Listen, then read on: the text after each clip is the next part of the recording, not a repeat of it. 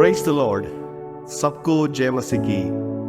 आज का ये नया दिन के लिए परमेश्वर को मैं धन्यवाद देता हूँ। फिर से आप लोगों के बीच में परमेश्वर का जीवित वचन के साथ आने के लिए प्रभु ने एक अवसर दिया है। परमेश्वर को मैं धन्यवाद देता हूँ। आज का मनन के लिए एक वचन मैं आपको पढ़ के सुनाना चाहता हूँ। उत्पत्ति पुस्तक पहला अध्याय का 22 आयत। और परमेश्वर ने एक है उनको आशीष दी कि फूलो फलो और समुद्र के जल में भर जाओ। जब मैं छोटा था उस समय मेरा मन का यही सोच था कि मैं क्यों इस परिवार में जन्म हुआ, मेरा जन्म क्यों इस गांव में हुआ, इस देश में क्यों दूसरा जगह में मेरा जन्म नहीं हुआ। यदि मैं दूसरा जगह में जन्म लिया है तो दूसरा परिवार में दूसरा माता पिताओं के लिए बेटा बनते हैं तो कितना अच्छा होता होगा। क्या आपने कभी भी इसी प्रकार सोचा है? मैं इसके बारे में बहुत बार सोचा है, क्योंकि हमारा परिस्थिति में रहने के समय कभी कभी हमको दुख आता है, समस्या आता है, कभी कभी हम तृप्त नहीं रहता है। इसलिए हम सोचते हैं कि मेरा परिस्थिति है मेरे लिए रुकावट। यदि मेरा परिस्थिति बदल गया है तो मैं पूरी रीत से बदल जाता होगा। लेकिन एक बात याद रखना, परमेश्वर ने हमें इस दुनिया में, इसी जगह में, इसी माता पिता का संतान के रूप में दुनिया में रखा। तो परमेश्वर को इसके पीछे एक उद्देश्य है। आज हम पढ़ा हुआ वचन में सृष्टि के बारे में देखते हैं। परमेश्वर 6 दिन के अंतर्गत में सारी चीजों का सृष्टि किया है। पहला 3 दिन उन्होंने सारी चीजों के लिए एक रूप दिया है। बाकी 3 दिन में उन्होंने जिस चीजों के लिए एक रूप दिया था उस रूप में चीजों से भरना शुरू किया है। वो चीजों के लिए रूप देता है, उस रूप में चीजों से भर देता है। पहला अध्याय का 5वें आयत में हम देखते हैं परमेश्वर ने पहले दिन और रात को बनाया। और 16 आयत में देखते हैं दिन को उन्होंने सूरज से भर दिया, रात को उन्होंने चांद और तारागण से भर दिया। फिर हम नीचे आयत में देखते हैं आकाश और समुद्र को परमेश्वर ने बनाया। और आकाश को परमेश्वर पक्षियों से भर दिया, जीवित प्राणियों से भर दिया। और समुद्र को परमेश्वर ने जीवित प्राणियों से, जल जंतुओं से भर दिया है। और आगे हम देखते हैं परमेश्वर सूखी भूमि को बनाया। सूखी भूमि में उन्होंने एक एक जाति के जीवित प्राणी, घरेलू पशु, रेंगने वाले जंतु, पृथ्वी के वन पशु जाति जाति के अनुसार उत्पन्न होने के लिए उन्होंने आज्ञा दिया, उन्होंने उत्पन्न किया है।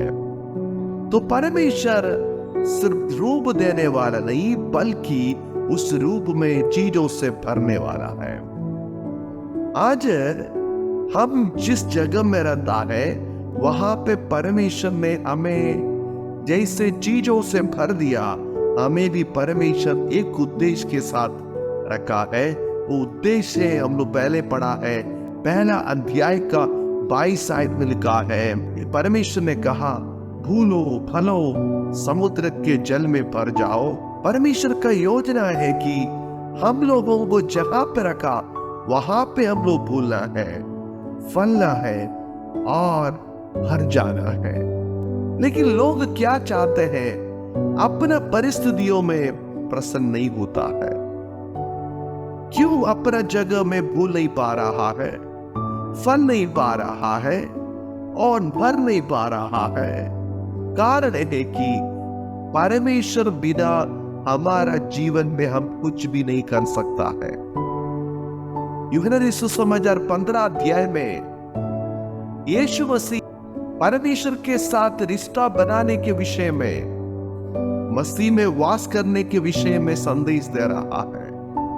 यीशु ने कहा, मुझे छोड़कर आपको कुछ नहीं कर सकता है। यदि हम लोग को फलना है, फूलना है, तो जैसे डालियां दाखलता में बने रहता है, उसी प्रकार हम लोग मसीह में बने रहना ताकि हम फल लाए। मसीह बिना, परमेश्वर बिना हमारा जिंदगी में फूलना फल नहीं सकता है। इसलिए परिस्थितियों को दोषारोपण करने का जरूरत नहीं। परिस्थिति नहीं है हमारा रुकावट। आप जिस घर में जन्म लिया वो नहीं है आपका समस्या।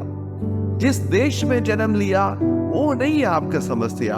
आप और मेरा समस्या ये है कि हम लोगों को परमेश्वर के साथ वास नहीं कर पा रहा है। इसी के कारण है हम फूल नहीं पा रहा है, फल नहीं पा रहा है, दूसरों के लिए आशीष का कारण नहीं बन पा रहा। इसलिए वातावरण के ऊपर दोषारोपण करने का जरूरत नहीं है। वातावरण बदलने के लिए कोशिश ना करना, बल्कि हम बदले। सच्चा जीवित परमेश्वर के साथ रिश्ता में बने रहे, ताकि जहां परमेश्वर ने हमें लगाया वहां हम फल परमेश्वर के लिए ला पाएगा। और कई लोग सोचते हैं कि मैं वो व्यक्ति बनते हैं तो इससे अच्छा कर सकता होगा। दूसरों के साथ तुलना करता है। याद रखना, एक व्यक्ति दूसरा व्यक्ति के जैसे बनने के लिए कोशिश नहीं करना। हमारा सबका लक्ष्य यीशु के जैसे बनना है, लेकिन हमारा एक अनोखापन है। हम सभी लोग एक अनोखा सृष्टि है। हमारा अनोखापन को खोना नहीं। जैसे कि हमारा नाम, परिवार, हमारा देश, हमारा गांव, इसी चीज हमारा जीवन में दूसरों के लिए आशीष बनने के लिए रुकावट नहीं है, बल्कि हमारा जीवन में रुकावट हमारा सोच है। हम दूसरों के साथ तुलना करता है, दूसरा व्यक्ति बनने के लिए कोशिश करता है। प्रभु क्यों आपको इस परिवार में रखा है? प्रभु क्यों आपको ये माता पिता का बेटी के रूप में, बेटा के रूप में आपको जन्म देने के लिए अनुमति दिया?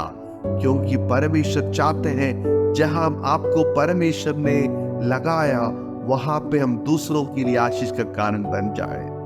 अब्राहम को परमेश्वर ने बुलाया सारे दुनिया का लोगों के लिए आशीष का कारण बनने के लिए। गिदोन को परमेश्वर ने एक नाई के रूप में बुलाया। दाऊद को परमेश्वर ने एक राजा के रूप में बुलाया। यशायाह को परमेश्वर ने एक नबी के रूप में बुलाया। पतरस को परमेश्वर ने चेला के रूप में बुलाया। पौलुस को परमेश्वर ने प्रेरित के रूप में बुलाया। आप और हमको परमेश्वर अलग अलग कार्य करने के लिए बुलाते हैं। परमेश्वर जहां हमें लगाया वहां पे अपना कामों में, परमेश्वर सौंपा हुआ कामों में हम विश्वास योग्य रहेगा तो हम दूसरों के लिए आशीष का कारण हो पाएगा। हमारा काम क्या है? हमारा काम यह है कि हमारा जिंदा खुदा के बारे में दूसरों को बताना। जब हम परमेश्वर के साथ रिश्ता में जुड़ गया, फिर वो रिश्ता के द्वारा हम दूसरों को भी ये परमेश्वर के साथ रिश्ता में जुड़ने के लिए एक माध्यम के रूप में कार्य करना, यही है परमेश्वर हमसे चाहते हैं। जैसे हम आशीष पाया, दूसरे लोग भी हमारे द्वारा आशीष पाएंगे। इसलिए मेरे प्रियो, हमारा समस्या वातावरण नहीं है, परिवार नहीं है, माता पिता नहीं है, आर्थिक स्थिति नहीं है। हमारा समस्या हम परमेश्वर के साथ सही रिश्ता में नहीं है, ये समस्या है। हमारा समस्या ये है कि हम हमारा जिम्मेवारियों को पूरा नहीं करता है। यदि प्रभु के साथ बने रहेगा, उनके बारे में दूसरों को बताएगा, तो हम और आप दूसरों के लिए आशीष का कारण हो पाएगा।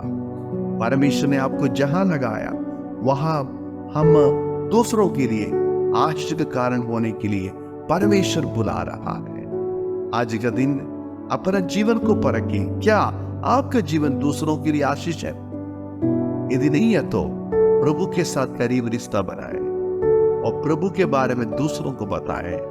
हम दूसरों को मसीह की ओर, परमेश्वर की ओर आकर्षित करें ताकि हम भूले भले भर जाए और परमेश्वर की इच्छा को पूरा कर सके।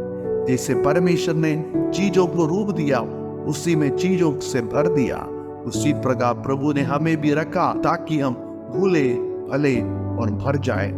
आपका जीवन, मेरा जीवन दूसरों के लिए आशीष होने के लिए प्रभु बुला रहे। आज अपने जीवन को समर्पण करें इस वचन के सामने। इसके लिए प्रभु हम सबको सहायता करें। इस वचन के द्वारा परमेश्वर आपको बहुत ऐसे आशीष करें। धन्यवाद। जय मसीह की।